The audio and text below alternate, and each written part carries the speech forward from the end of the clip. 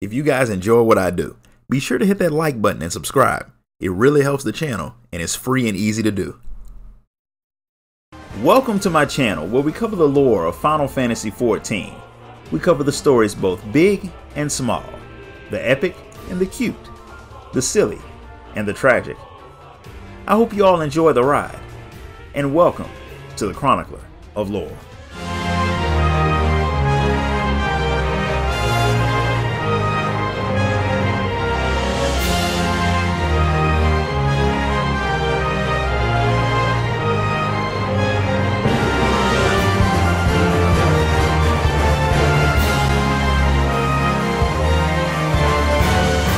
After leaving Matsia, the Scions head over to the Great Work where Krau said they should find Nidana. The sight they see when they first arrive is unsettling to say the least.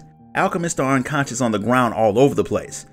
They don't seem hurt, but the question is, did they fall asleep in the very odd spots on purpose, or have they been hit by some type of spell? You get your answer pretty fast when a young Zayla boy shows up holding a basket. He gives Estinian's spear a hard look before he introduces himself as Varshan, a servant to the satrap who's there to wake the alchemists up. The minute he says that he has some new scales for them, all of the alchemists pop up. It's more than a little weird, but what's even stranger is the fact that the basket is full of dragon scales.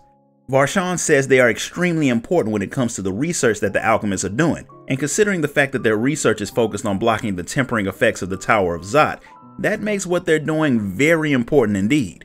The chief alchemist started talking before she realized who any of you were, but once you explain that you were sent by Krau, they all get extremely excited. But Estinian wants to know where Varshan got the scales from. The boy promises that they were freely given by a dragon that made a deal with the satrap of Razat Han, which puts Estinian's mind at ease. His talk of dragons causes the alchemist to start examining him, and since Estinian had been infused with dragon blood and is carrying a spear coated in dragon essence, the people want to study him, and they very creepily crowd around him and carry him off to their lab. The only alchemist who doesn't join in the insanity is the giant Arkasodara woman who turns out to be the Nidana that you all were looking for. Her people aren't the only ones working on the tower problem, but all of their tests are compiled at the Great Work, so that's likely where the mission will finally be accomplished. All of the towers temper anyone who gets close to them, which means there's no way to actually deal with them. So the satrap gave orders to the alchemists to make talismans that will protect the soldiers from tempering so they can attack the towers. They haven't succeeded yet, but they're all confident that it can be done.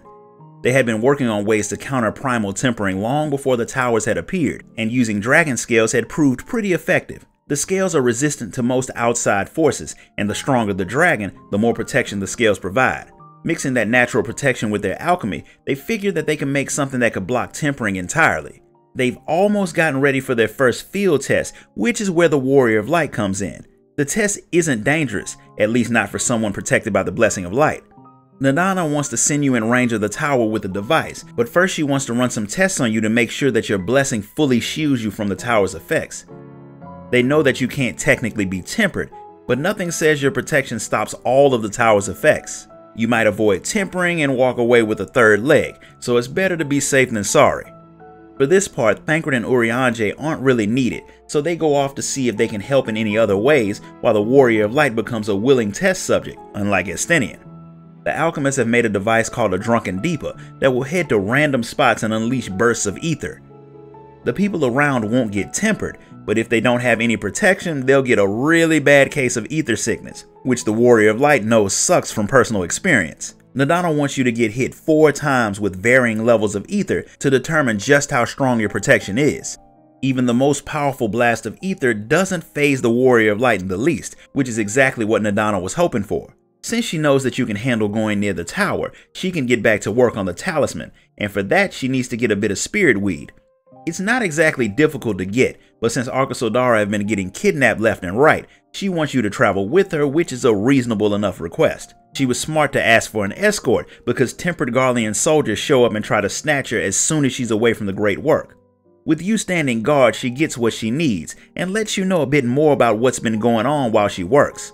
Razat Han has been all but sealed off since the towers appeared, which has messed up trade since the citizens are scared to leave the city. The satrap has been having a hard time dealing with things despite being a capable leader. With this being a nation that the Warrior of Light has never been to before, she wants to know more about this satrap, which causes Nadana to go into an entire history lesson about Thavnir. A very long time ago, the area was inhabited by two Matsya tribes, the Gajasura and the Arkasodara. Al-Ra eventually came to the area and joined the Arkasodara in a fight against the Gajasura, forcing them out of Thavnir. Things were fine on the island until the clan of Hura decided that they wanted the place. They invaded, but a direct ancestor of the current satrap helped make peace between the three peoples and formed the nation that still exists now. From that day on, a member of that man's family line would hold the title of satrap. He's not a king exactly. The nation is run by the people, but when a dispute pops up, he's the final say on how the problem should be solved. That system has made the nation thrive, and the satrap entrusted the alchemists with the mission of dealing with the towers, so they refuse to fail. They won't have as easy of a time of it as they may think, because Fandaniel is well aware of what they're trying to make, and the Ascian's not all that happy about it. He remembers someone trying to do something similar a long time ago, but it's been so long that he can't really remember the man's name. He would stop the alchemists since if they succeeded it could cause a problem for him, but he's curious to see if they can pull it off with their limited resources. He knows it's a bad idea, but he's a bit nuts so he doesn't really care. When the Warrior of Light and Nadana get back to the Great Work, she's ready to go and get back to work on the talisman, but Varshan comes up to say that they're running low on Giant's Gall. Since Urianger told the alchemists about the cure for tempering and Estinian shared what he knew about dragons, the new knowledge made the other alchemists come up with some new prototypes.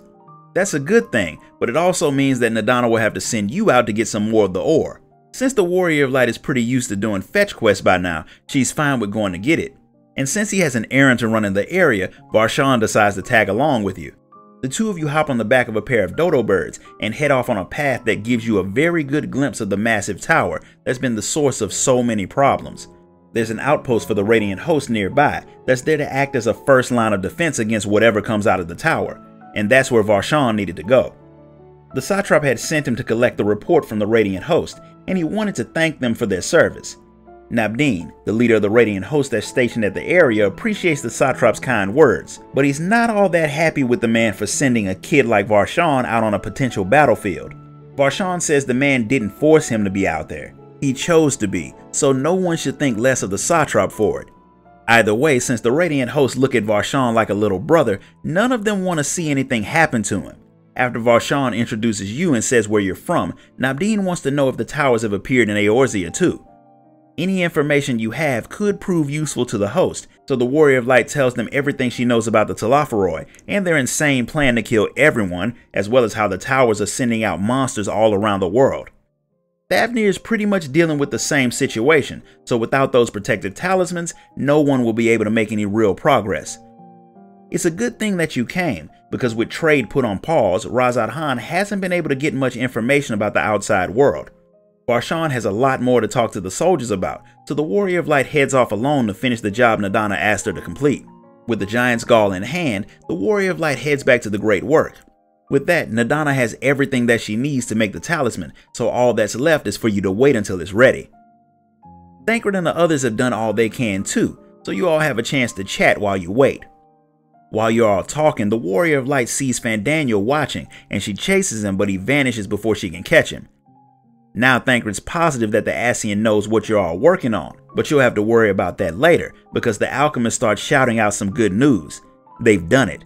They have made a talisman that is strong enough to completely shield someone from corrupted ether. They call them warding scales, and as long as you have one on you, you can't be tempered. Of course, they need to be field tested first, and this is the main reason that Nadana had summoned the Warrior of Light. She would never let her people do something that she wouldn't do, so she's going to test the warding scale by personally going to the Tower of Zot, and she wants you to come with her. And that's where we're going to stop for today. If you enjoyed this video, hit the like button, subscribe, ding that notification bell, and if you really want to show your support, you can donate to the channel through the link in the description. Until next time, guys, later.